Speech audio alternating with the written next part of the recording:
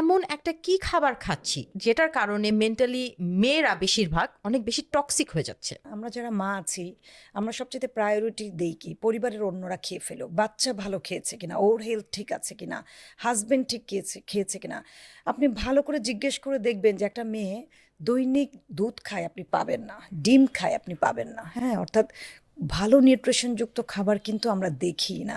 অর্থাৎ উনি সামনে যা পাচ্ছেন তাই খাচ্ছেন। হুম হুম মোস্ট অফ হুম। দ্য টাইমে দেখা যায় যে উনি আসলে কার্বোহাইড্রেটই বেশি খাচ্ছেন। হ্যাঁ, আচ্ছা আচ্ছা। ভাত দিয়ে, ভর্তা দিয়ে, সবজি দিয়ে খাচ্ছেন। হুম। এটা নিউট্রিশন উনি জানেন না, যার কারণে দেখা যায় যে ওজন হয় অথবা আন্ডার ওয়েট, দুটোই কিন্তু ম্যাল নিউট্রিশন জি হয়। জি। সো দ্যাট এই যে ওনার মাইক্রোনিউট্রিয়েন্ট ডেফিসিয়েন্সি হচ্ছে, যার কারণে ওনার আচরণগত সমস্যাগুলো হচ্ছে। একজন উইমেন বুঝতেই পারে না যে কখন তার হিমোগ্লোবিন কমে গেছে, অটোমেটিক তার মেজাজ খিটখিটে হবে।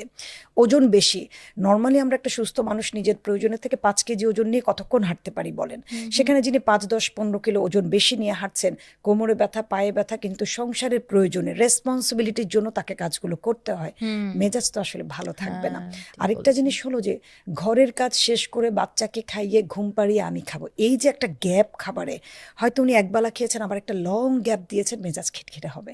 ঠিক আছে, স্টমাকের একটা নির্দিষ্ট টাইম আছে খাবার নেওয়ার, জি। প্রতি 4 ঘন্টার মধ্যে আপনাকে স্টমাকে খাবার দিতে হবে, তার কাজটা সে করবে। হুম। স্টমাক কিন্তু ব্রেনে সিগন্যাল দেয়, কিন্তু আমি ইগনোর করে যাই, আমি আগে কাজ শেষ করব। এটা কিন্তু আমাদের উইমেনদের ক্যারেক্টার। ওটা শেষ করে বাচ্চাকে খাওয়াবে। যেমন একটা 8-10 বছরের বাচ্চাকে একটা মা 1 ঘন্টায় বসে খাওয়াচ্ছে, এখানে ওনার খাবারের টাইমটা কিন্তু চলে গেল।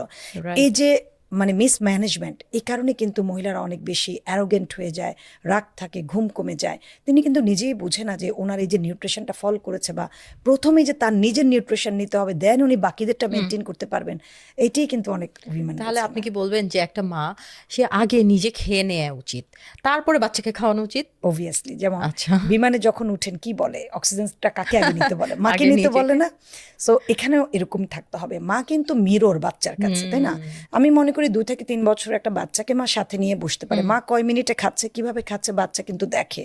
হুম। বাচ্চাকে আলাদা রুমে নিয়ে খাওয়ানোর আসলে কোনো প্রয়োজন নাই। একসাথে আমরা খেতে পারি, কথা বলতে পারি, পাশাপাশি বসিয়ে একবার তাকে দিতে পারি, একবার আমিও নিতে পারি।